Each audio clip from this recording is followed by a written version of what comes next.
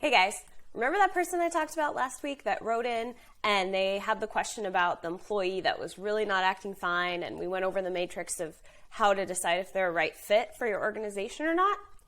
This week, I want to talk about what to do when you decide they are a right fit, but there's still something they're not fine. They're saying they're fine, but they're not fine, and you need to get to the bottom of it. How do you have that conversation?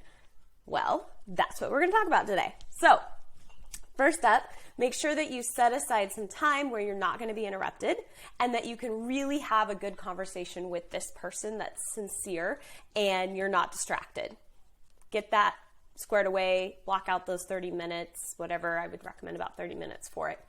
And you're probably going to want to do it in a space that they feel like they can freely talk. So it might not be a conversation for a coffee shop. It might be a conversation for a closed door of an office, or a time, if you don't have an office, where you know you're not going to have interruption.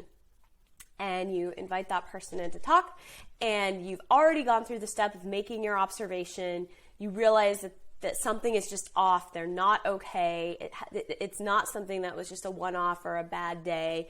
It's consistent behavior where they're not fully engaged with the team.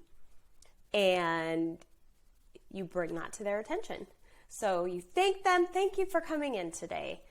I have noticed some things that I really want to get to the bottom of and work past with you. And thank you for making the time to meet with me. So what I've noticed is when we're in staff meeting, you're sitting often just really disengaged. You used to be quick to offer solutions, to be part of the conversation, and for the past, however long it's been, hopefully you don't let it go forever, for the past 3 weeks, you really have not been connected. And I know I've asked you a few times if everything's okay, but something's off.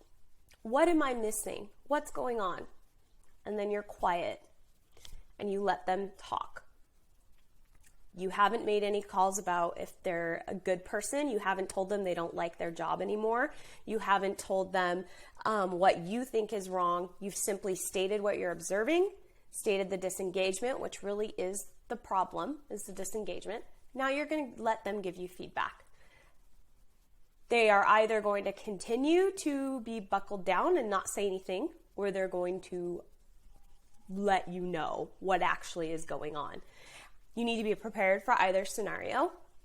If they continue to not say anything, we're going to go that route first. If they're like, nope, just doing my job,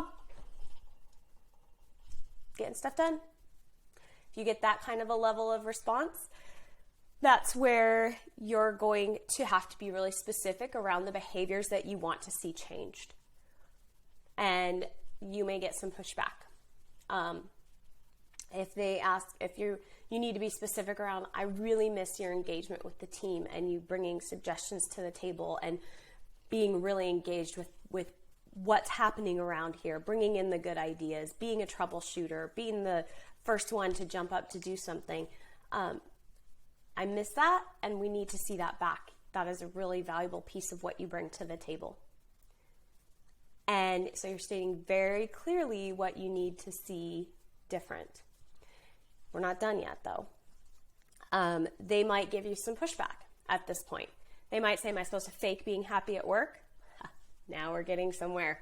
Now you can, if they are giving you a lot of pushback and you're feeling a lot of resistance, this is where you can really dig in and start to figure out what is at the root of that resistance. So that's where you can, if they say something like that, you could say, I would love to know what is not making you happy at work.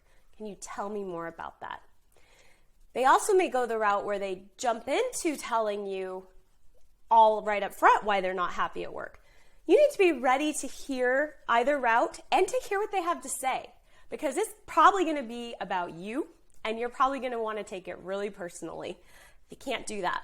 You can't go into this conversation ready to defend yourself. You can't go into it thinking it's going to be a battle. You have to go into this conversation sincerely seeking resolution and to move the situation forward and to come at it calmly. And you cannot make this personal or emotional, or it's going to go nowhere productive.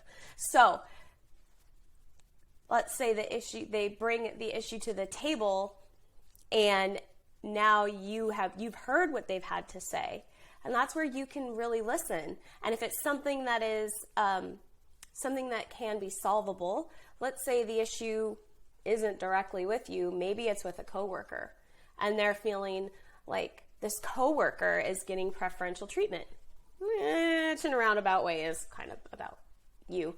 But let's say that they feel like things aren't fair right now. And that's where you can really dig in at some more, and you want to listen, you want to hear them out, you don't want to defend. You can say, when they're done talking, you say, thank you for sharing your perspective with me. I am really thankful that you trusted me to tell me that. How do you think things could be more fair? You give them a chance to problem solve it. How do you feel like this situation could be more fair? And your tone is everything here. Because if you go in, and I say that a lot, but it's totally true. If you go into it with the attitude of, well, how do you think it could be more fair? Versus, how do you think it could be more fair? That's two totally different responses you're going to elicit from that person. If you go in the first way, they're going to go walls up, conversation's done. You're probably going to have make a hard call, let that person go. You've probably done a lot of damage in that. But if you go into it sincerely, hey, how can we make this situation better or more fair? What would you like to see? I can't promise you I can implement everything that you're going to suggest, but I really want to hear what you have to say. And then you let them talk it out, and then you take from that what you can, and you genuinely try to understand their perspective. Then you're going to be able to say, I heard what you have to say. I think that you have some very workable solutions there. Going to implement X, or give me a few days to think about this. I'm going to come back around to you and let you know what I'm going to do to implement it, but I really appreciate that you want to work with me on this. I want to work with you. Let's come to a resolution that's going to make us both happy and get you back to doing what you do best around here. We miss your great ideas and your engagement.